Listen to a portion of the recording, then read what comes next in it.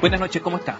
El presidente de la República hoy día estuvo en la zona de conflicto mapuche en Ercilla. Hubo manifestaciones, algunas de ellas violentas, en contra del presidente. Lo interrumpieron cuando estaba hablando, garabatos, insultos, hubo de todo.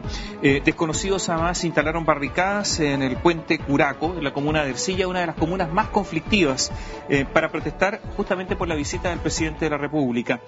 No nos vamos a quebrar por una minoría que solo conoce el camino de la violencia, dijo hoy el presidente Sebastián Piñera. Mientras tanto, si uno revisa los medios de los últimos tiempos, últimos días, últimos meses, 2 baleos a carabineros y quema de casa patronal aumentan tensión en Ercilla, justamente Ercilla. Queman campamento forestal y camión en Ercilla. Violenta jornada de la Araucanía, 11 heridos en allanamiento y 3 camiones quemados. ¿Dónde? Ercilla y Coyipulli. Comunidades que se repiten, comunas que se repiten. Nuevo ataque eleva a 100 los atentados a Urban. Se refieren a René Urban, el ya emblemático agricultor que ha sido tantas veces quemado, etcétera, etcétera. Hoy conversamos con Domingo Namuncura, exdirector de la CONADI, analista del Barómetro de Políticas Indígenas de Equitas y además profesor de la Universidad Academia de Humanismo Cristiano. Buenas noches. Hola, buenas noches. El presidente de la República dijo hoy: no nos vamos a quebrar por una minoría que solo conoce el camino de la violencia. Y efectivamente hay violencia. No quiero olvidar que ha habido mapuches muertos y carabineros muertos. El último carabinero no se conoce nada de quién fue el autor de los disparos.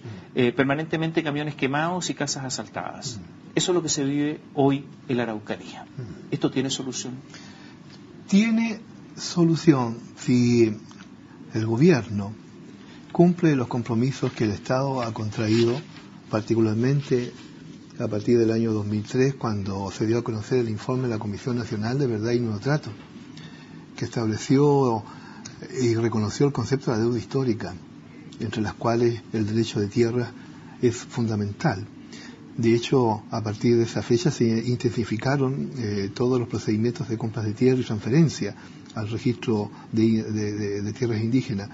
Pero ese proceso paralizó el año 2010, digamos que por el terremoto, ya podemos encontrar ahí una razón, pero también se paralizó en parte fundamental el 2011, y en lo que va corrido del 2012 llevamos muy poco de inversión en la compra de tierra. Si el gobierno simplemente tomara la decisión de invertir en la aplicación del artículo 22 de la ley indígena y comprar las tierras en conflicto y transferirlas, probablemente esta situación inmediatamente se descomprimiría. Pero es un problema de tierra, porque yo tengo aquí algunas cifras, no sé si eran las correctas o las cifras oficiales, que efectivamente en el 2010 se compraron solamente 3.000 hectáreas. Así es. Todo esto porque se acusó de que había un desorden total en la CONADI.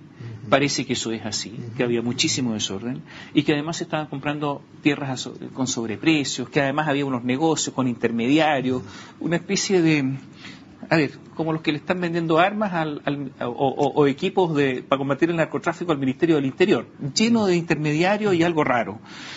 También agricultores que se hacían pingües negocios.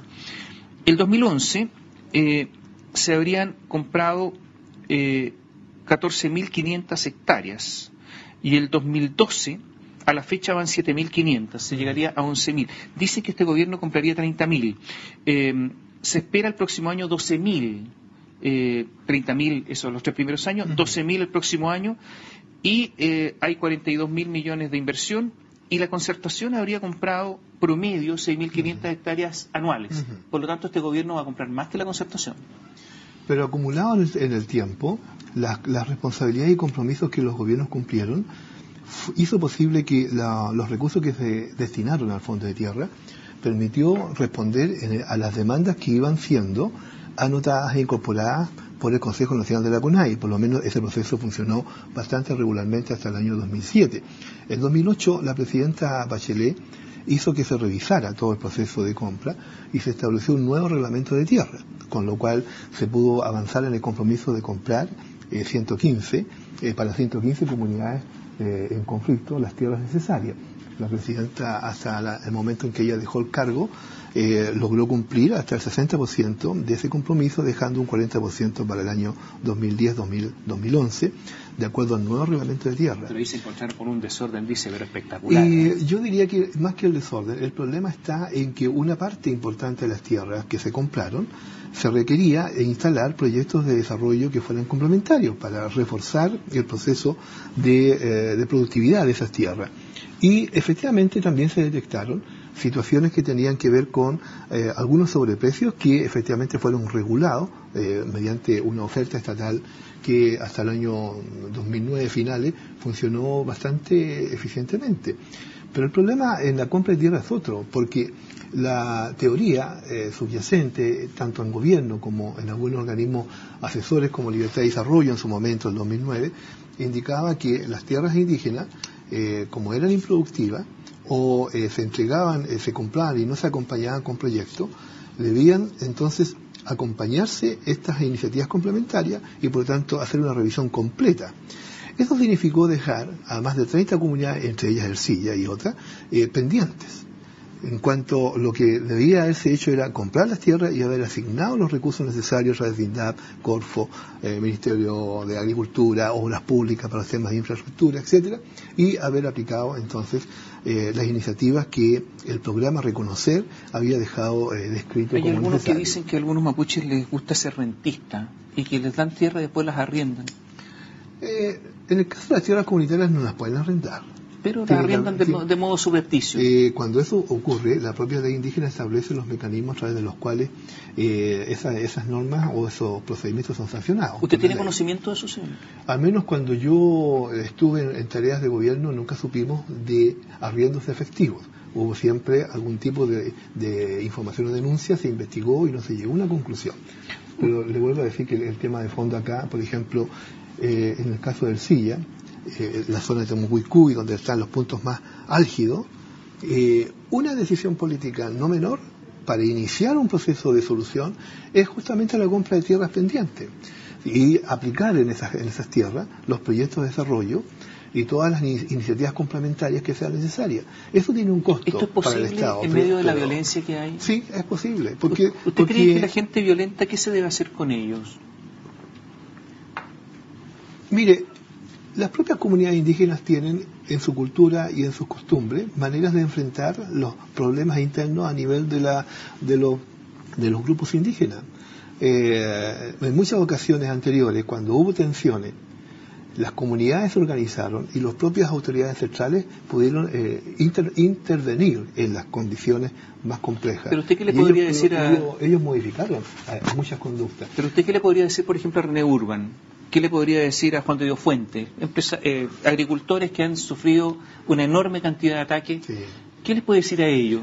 Que reconozcan que ahí está instalado primero una demanda ancestral. Las tierras de Urban... Pero ellos también son víctimas, ¿no? Claro, las tierras de González fueron fundamentalmente tierras primigenias indígenas, que fueron... Bueno, en todo el país así, ¿no? Pero en el caso particular fueron concebidas y fueron transferidas o expropiadas legalmente y pasaron a ser dueños de estas tierras, terceros que finalmente consagraron y formalizaron esa propiedad de una manera que el mundo indígena consideró siempre injusta. El Estado, si tiene que recuperar la credibilidad y la confianza en esa relación con el mundo indígena, no tiene otra alternativa más que hacer una oferta adecuada, como la ley indígena lo indica, para que esas tierras puedan ser restablecidas a los dueños primigenios. ¿Usted cree que los que atacan, eso es un camino? ¿Usted cree que ¿no? los que atacan a Urban son delincuentes? Tratándose de un conflicto social, si un grupo de personas ocupa un terreno y demanda a partir de esa ocupación una señal diciendo, mire, estamos acá porque tenemos una necesidad histórica, no ha sido atendido a nuestra demanda, queremos que se resuelva, ese es un camino que en los movimientos sociales en general, cuando salen a las calles o cuando ocupan una fábrica o una universidad o un espacio público para demandar un derecho que no está suficientemente reconocido, es un camino que la sociedad tiene que atender. Bueno, históricamente ha sido así. Este no es un espacio público, un espacio privado por el momento. Espacio privado que tiene una historia injusta. ¿Usted cree que Urban se tiene que ir, lo tiene que indemnizar y que se vaya de inmediato? Lo ideal sería hoy día que las tierras en conflicto, tal como se ha hecho en los años anteriores, sean compradas y adquiridas. ¿Cómo resolvió el presidente Elwin el problema de Quinquén en 1991? Teníamos al grupo móvil, ¿verdad? Y los indígenas adentro. El grupo móvil estaba esperando la orden para ingresar. Eso implicaba que iba a haber un conflicto muy complejo, muy violento. El presidente tomó una decisión en ese momento muy importante y dijo, mire, la única manera de enfrentar esto es satisfaciendo la demanda que aquí se ha planteado, y se compraron las tierras de Quinquén y se entregaron a los indígenas. En estricto rigor, yo lo mismo. En estricto rigor, toda la Araucanía completa está en la misma situación, en estricto rigor. No necesariamente. Porque esto fue producto de una invasión. Todo, por ejemplo, Licanray. Sí. Licanray se hizo, y usted lo sabe bien, en base a contratos de arriendo a 100 años. Y poniendo una huella porque no sabía leer. Entonces me pregunto, prácticamente toda la Araucanía debiera entregarse, porque donde existe la misma razón, usted sabe, debe existir la misma disposición. Le dejo la pregunta planteada, volvamos en un instante. Muy bien. Domingo Namoncura nos acompaña esta noche y la pregunta quedó planteada. Bueno, donde existe la misma razón, debería existir la misma disposición. Si hay algunas tierras en conflicto, y prácticamente toda la zona de la Araucanía se pasó la planadora, ¿no es cierto? Y se pasó la planadora recientemente, digamos hace 100 años, poco más de 100 años. ¿Quiere decir que tienen derecho los mapuches a reclamar toda la región, absolutamente? El reclamo está fundamentalmente basado en aquellos hechos en donde fue manifiesta la injusticia legal, la expropiación por vía jurídica, ¿verdad? O las ocupaciones antiguas que se hicieron en contra del derecho de los pueblos indígenas, y que la ley indígena reconoce como válidas para el reclamo. Eso se ha seguido a lo largo de todos estos años a través de las reclamaciones que los indígenas han hecho ante el Consejo Nacional de la CONADI. Todos los reclamos fueron incorporados desde 1994 y se ha ido dando respuesta en cada caso cuando se han comprobado las condiciones legales, jurídicas, mediante estudios técnicos, con estudios de título. Todo esto tiene una trama bien compleja, pero finalmente se llegó a establecer, por ejemplo, el derecho que tienen los indígenas de reclamar tierras en conflicto, aquellas que provienen de los títulos de merced, aquellos que provienen de juicios que fueron inicuos, ¿verdad? Y que están representados. El Estado le dio título de merced y a otros lugares no, y era el mismo Estado invasor. Entonces, evidentemente, si de ahí surge el título, de la buena voluntad del Estado, a lo mejor en los otros lugares también podrían surgir reclamos. ¿Sí? Y si van surgiendo, la ley indica que se pueden y se deben revisar, ¿no? Si van surgiendo. Lo importante es qué hacemos con lo que ha ido surgiendo y con lo que está pendiente. ¿Es para usted el pueblo mapuche una nación? Sí, claro. Sí. Es anterior y superior al Estado en cuanto a estructura histórica, cultural, ancestral. ¿Es una nación para usted? Con todo con toda la concepción jurídica que tiene una nación. Y desde ese punto de vista, entonces, como lógica consecuencia, tendría que tener derecho a la autodeterminación, como todas las naciones. Y perfectamente se puede convivir. Si usted ve la experiencia de los catalanes en España, ellos tienen una forma de autogobierno, de autodeterminación, y no están fuera de España ni se declaran ajenos a ¿Pero usted España. ¿Usted cree que ellos tienen derecho a la autodeterminación? Tienen derecho a la autodeterminación. ¿Y tienen derecho a la independencia entonces? Porque si quieren la autodeterminación en extremo, es la independencia. La ley indígena previó, por ejemplo, la creación de áreas de desarrollo indígena. El presidente hoy día anunció la creación de un área. Aquí en Chile se han creado 11 desde 1997, que son espacios territoriales que la ley indígena otorga a los pueblos indígenas para su gestión, su administración y para su instalación. Sí, pero yo le hago la pregunta. Yo le pregunto más allá. Si los mapuches son una nación y ellos deciden, en virtud de esa autodeterminación, su propia independencia, ¿usted cree que hay que respetárselo? Es un tema que está hoy día sujeto a las normas del convenio 179, en materia de consulta política con los pueblos indígenas. Insisto en la pregunta. Sí. Ellos quieren no ser chilenos, quieren tener su propio Estado, su propia moneda, un Estado. ¿Usted cree que, ya que usted reconoce que es una nación, tendría que reconocerle entonces su derecho a la autodeterminación absoluta? Sí, es un tema que también se puede conversar al interior del mundo indígena, porque obviamente allí no hay un suficiente consenso. Hay un sector que plantea la idea. Le estoy haciendo la pregunta teórica. Sí, claro. No la pregunta. Más allá de que haya consenso, eso es un problema de ellos. Sí, sí. ¿Usted qué opina? Sí. ¿Que el Estado debiera reconocerle la independencia? Debiera reconocer un amplio margen de autodeterminación política y territorial a los pueblos indígenas. O sea, la no independencia. están las condiciones para crear un Estado mapuche ajeno o distinto al Estado chileno. ¿Por qué no? Porque las condiciones territoriales, geográficas, son más complejas en el caso de Chile. No creo que eso sea posible. O sea, la autodeterminación está limitada por un problema geopolítico. Está determinada por un problema geopolítico, salvo que Chile tenga la voluntad de generar un espacio territorial totalmente independiente. Eso yo creo que es materia de discusión política, ¿no? E incluso en naciones avanzadas o muy desarrolladas como Canadá, Australia y otros, lo que se ha hecho es fundamentalmente generar áreas de autogestión política, de autodeterminación, incluso de carácter territorial, sin afectar la composición del Estado. Vuelvo al tema de la seguridad o del orden público, como quiera que se llame. La presidenta Bachelet, o bajo su gobierno, se aplicó la ley de seguridad del Estado. Erróneamente. Y se aplicó la ley antiterrorista. Erróneamente. ¿Usted cree que la presidenta violó su compromiso? La presidenta tomó un compromiso en enero del 2006. Ella lo cumplió y buscó cumplirlo hasta a cabalidad. Yo tengo que decir acá que cuando la decisión de aplicar la ley antiterrorista fue tomada, ella estaba fuera de Chile y fue una decisión tomada por el ministro de Interior. Esto generó un gran conflicto interno. Yo estaba dentro de la instancia. Usted comprenderá que el ministro del Interior no se maneja solo. En este caso hubo un problema de interpretación de cómo enfrentar el conflicto estando la presidenta afuera. Esto significó, obviamente, un conflicto para la presidenta, porque no estando en su ánimo aplicar la ley antiterrorista, esta fue aplicada. Eso generó un conflicto muy fuerte. ¿Usted lo que está diciendo es que Edmundo Pérez Lloma desobedeció a la presidenta? No sé, la palabra no es desobedecer. Él aplicó un concepto, siendo vicepresidente de la República, que no estaba en coordinación con el compromiso presidencial. Pero para hablar claro, y ese fue un problema. Para hablar claro para nuestros telespectadores, la presidenta había asumido un compromiso. Sí, claro. No se aplicaba esa legislación. Sin duda. Se aplicó. Sin duda. Por lo tanto, había una instrucción clara. No se aplicaba. ¿Desobedeció entonces el ministro del Interior a la presidenta? Es la pregunta que hay que contestar a partir de los datos históricos de la época. Y yo tengo la convicción de que el ministro aplicó la ley sin la consulta con la presidenta. Esa es mi explicación ¿Usted se refiere histórica. A la ley antiterrorista? Así es. ¿Y a la ley de seguridad del Estado?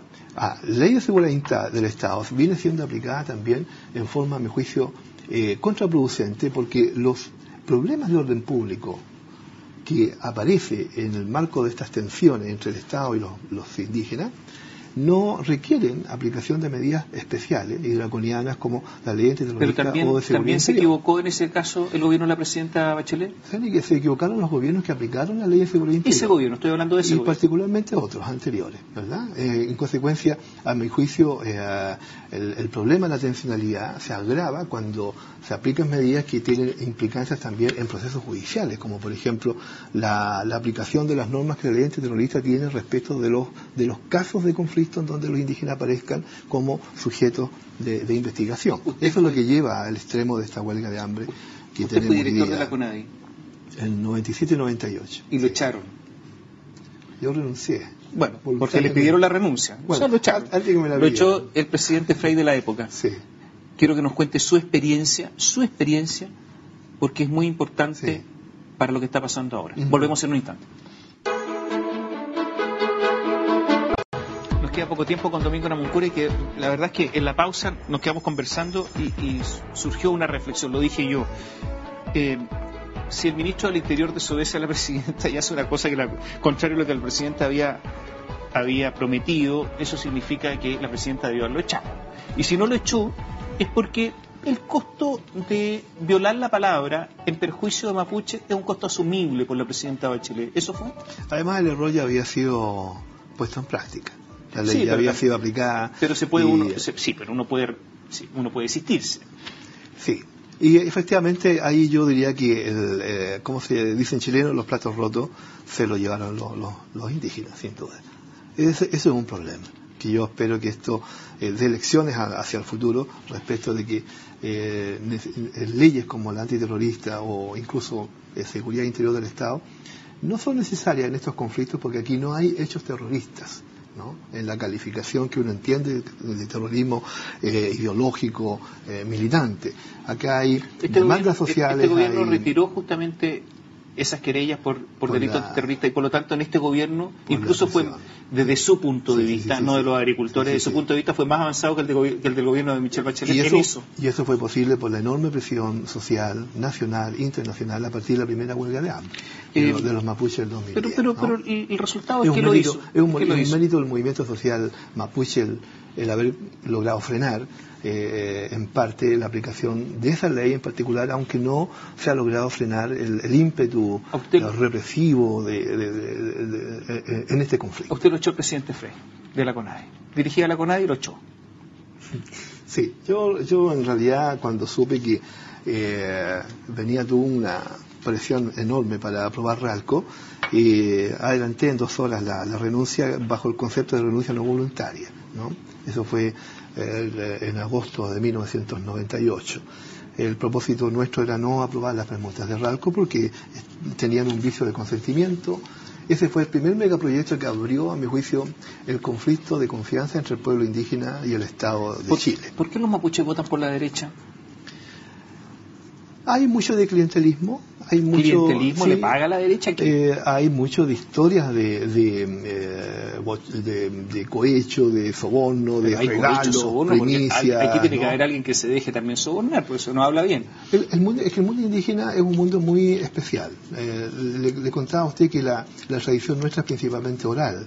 Nosotros confiamos mucho en la palabra, creemos mucho en la palabra, le damos un valor muy importante a la palabra. Y somos también el mundo mapuche es muy respetuoso con los afectos. Y si en una comunidad indígena un señor llega constantemente con regalos, con primicias, en fin, bueno, esa gente es muy agradecida y entiende que allí hay un respaldo. Pero también si la concertación hizo mucho durante 20 años, deberían haber estado agradecidos de la concertación y resulta que siguieron votando por la derecha. Como también hizo mucho por el país en materia de infraestructura, educación, salud, pero me estoy refiriendo... y la gente votó igual en contra en enero del 2010. Lo que indica que en política y en relación con los movimientos sociales y particularmente con el pueblo indígena, la relación directa es muy importante. Pero es que el país votó en favor de la derecha después de 20 años. Pero los mapuches siempre estuvieron votando por la derecha. Ahora, prácticamente. Hay un estudio que se ha estado haciendo respecto de poder identificar bien este dato, porque sale muy rápidamente este argumento de que el mundo indígena vota derecha. La verdad es que los estudios electorales están empezando a indicar que, por ejemplo, en comunas donde hay alta densidad indígena, también hay una correlación importante con electores no indígenas. El problema es que se mezcla la votación, no se sabe exactamente cuánto es la votación indígena diferenciada respecto a la votación no indígena y, por lo tanto, en una misma mesa pueden votar una cantidad significativa de personas y uno no sabe exactamente si ese voto dirige realmente una decisión indígena en un sentido u otro. La tendencia sí ha sido que en varios tipos de comunas ha habido un cambio en algunos conjuntos de mesas electorales. Pero en general, efectivamente, hay una historia de clientelismo en el mundo indígena. Entre los sectores conservadores, históricamente hablando, eso se puede resolver si efectivamente los gobiernos, los partidos políticos, la clase política establece con el mundo indígena un puente afectivo, cultural, directo, distinto a como lo ha hecho hasta hoy día, que es más de distancia, de exclusión, de represión inclusive, ¿no? Se nos fue el tiempo, desgraciadamente, porque quería preguntarle la responsabilidad que tienen las empresas forestales en todo ese conflicto. Hablamos de gobierno, pero no de empresas. Para la próxima. La próxima, ok. Domingo Namuncura nos acompañó esta noche. Buenas noches, gracias.